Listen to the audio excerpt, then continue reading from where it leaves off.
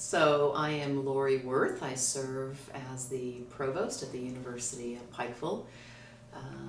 Love my job. Just am very grateful every single day to be able to come to campus and serve in the midst of our mountains that surround us. So geographically, this is just a beautiful place to be able to serve.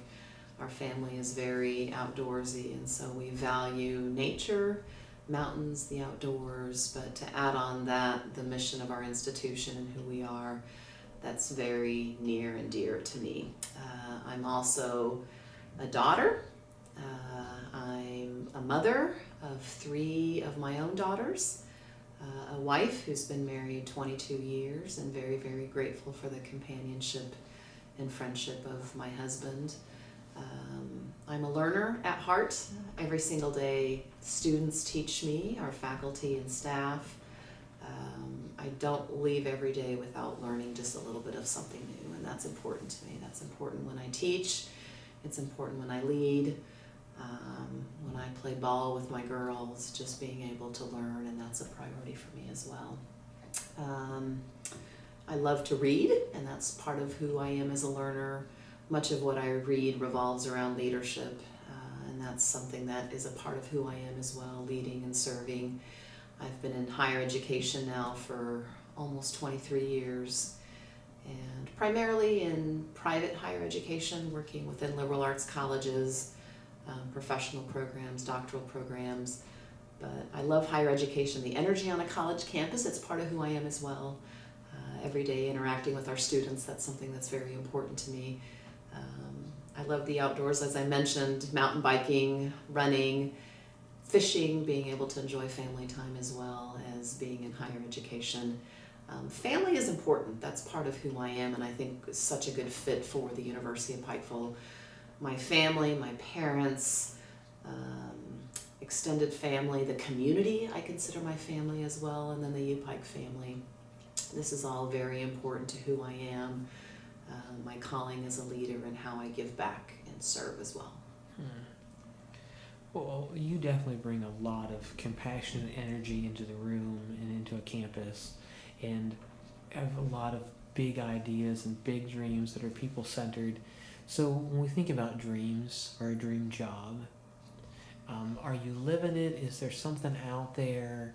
I mean, this is not the moment where I'm trying to corner you, but just what would be a dream job for you?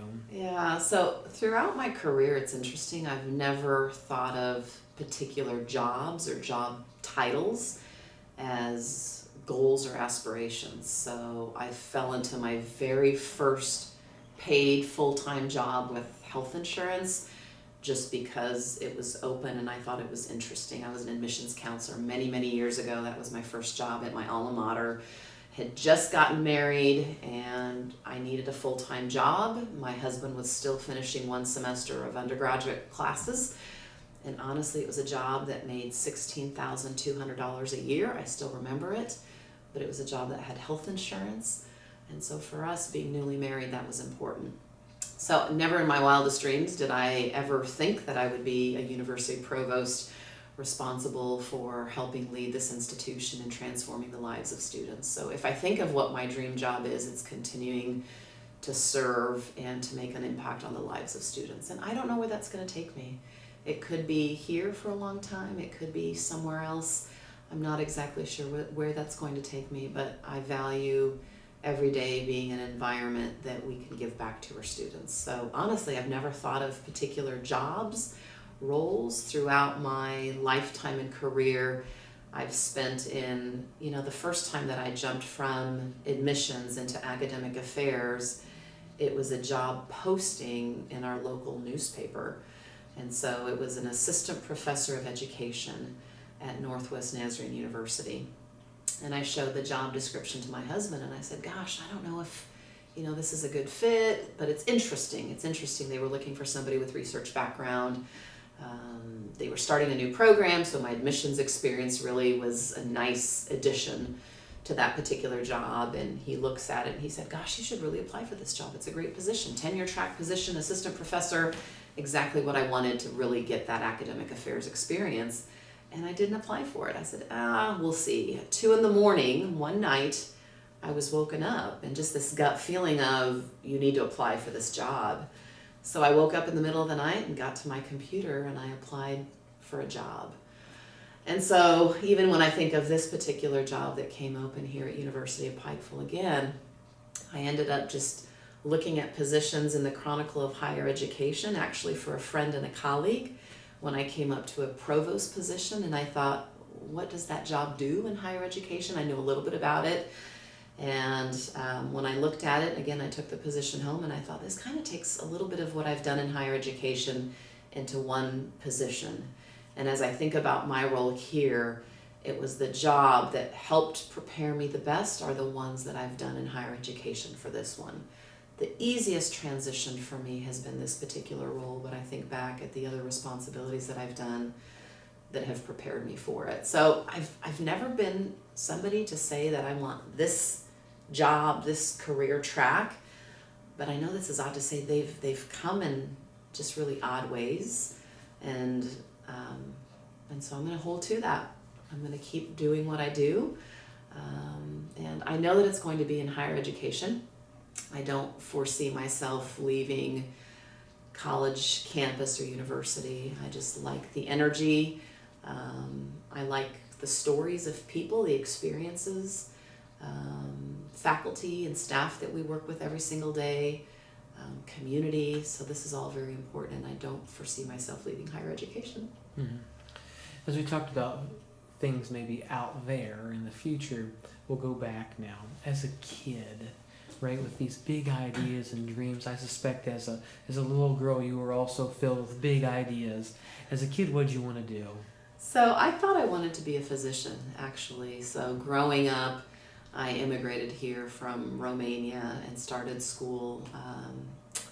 And in first grade, remembering that really when the teacher was talking in class, I'll never forget that first day being in the back of the classroom and listening to a human being and their lips moving, and yet I couldn't understand a word that they were saying. So that for me was, it was just very, very difficult. I ended up serving as a translator for many of my family members when they went to doctors. My grandfather was in the hospital for about 2 weeks having bypass surgery, and I was the one who stayed with him in the middle of the night and helped translate. So from a younger age, because I spent so much of my time in doctors' offices and in hospitals just helping translate for family members, I actually thought that I wanted to be a physician. So growing up, many of my papers that I remember writing in elementary school and talking about what do you think you want to be when you grow up, and then in junior high, the classes that I took to help prepare me for college was definitely on a pre-med track. I started college. I went to college, small liberal arts college in southern Idaho, College of Idaho. I majored in biology and chemistry. Same thing, I started my freshman year during orientation. We went up to the Sawtooth Mountains and spent 2 days there hiking during freshman orientation. And I remember talking to people about how I was pre-med and on the track to being a physician. My junior year of college, my first internship experience was in an ER at one of our rural medical centers in Idaho. And the first night that I was there, we actually had a toddler who came in with a quarter that was lodged in his trachea. We did an emergency tracheotomy. He was life flighted out, and that was the very last time that I decided that being a physician was right for me. It was just too difficult for me to see human beings suffering. And actually, that was probably the longest 6 months of my life. That internship was very prestigious. And at one point, I think the second week, the ER doc came to me and he said, "Lori, we're not going to be a doctor, are we?" And I said, "No, I don't think we are." So it was very interesting coming back, talking to my advisor. I didn't want to seem like a failure. It was my junior year, and I wasn't going to be a doctor, not because I couldn't handle the quantitative, the critical thinking part. I was book smart. I couldn't deal with a clinical setting and how much it took out of me. So I finished out as a biology chemistry major, but some of the most valuable moments I think I learned during that internship, the people that give their lives in the health professions to help human beings, and for them to be able to do that, to touch another human being, to see body and trauma, that's a very special gift that I know many individuals have, and they help around the world. So I'm very grateful to those in that profession. I quickly found out it wasn't for me. Well, you really have to know yourself in unique ways to be able to say that, to say no to some, at the end of that, your advisor's expectations, all this kind of thing.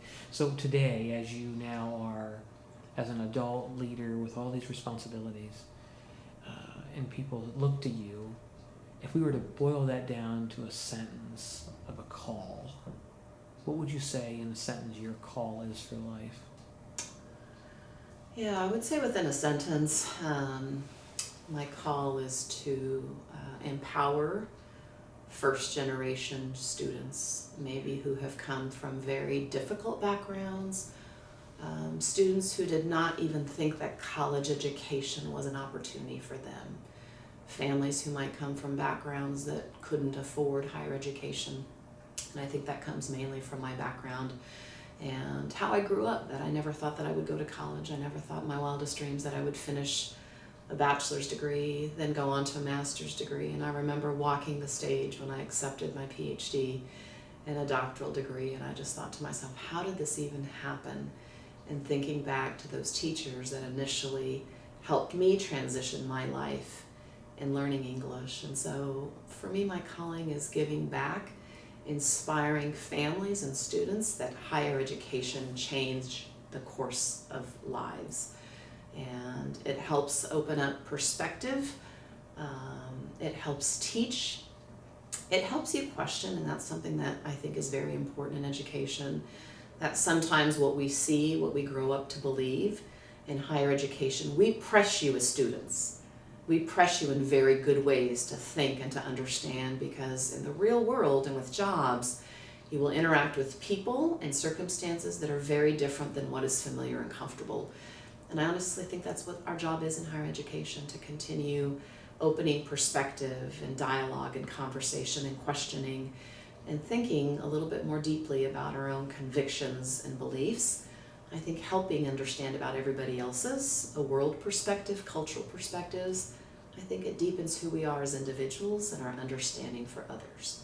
So for me, the call absolutely is empowering young people, families, that education is important, it's a priority. There's a variety of different ways for education to be acquired by students.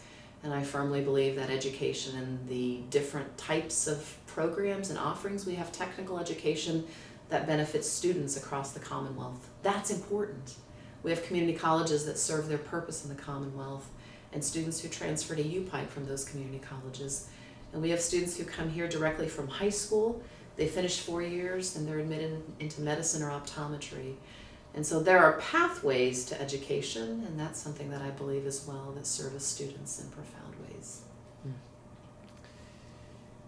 You've made a big impact on people, and even your time here at UPike, you just have made just a huge splash here in helpful ways. But for the people who have made the impact on you, would you tell us about a couple people who really influenced you to help you know who you are and how to express that in the world?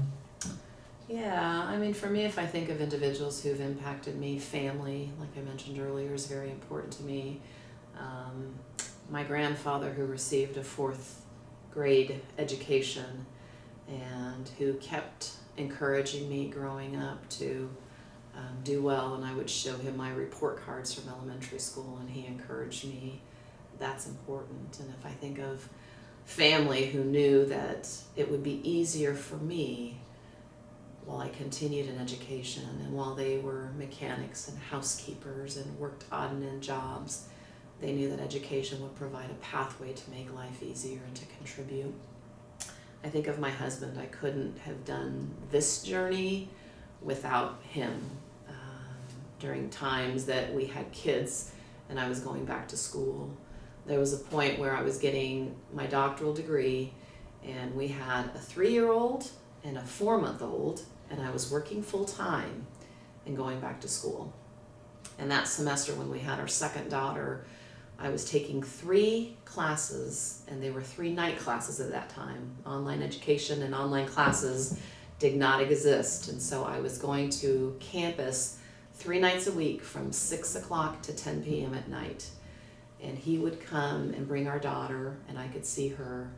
And he was that support system that I just don't think I could be where I am today without his support.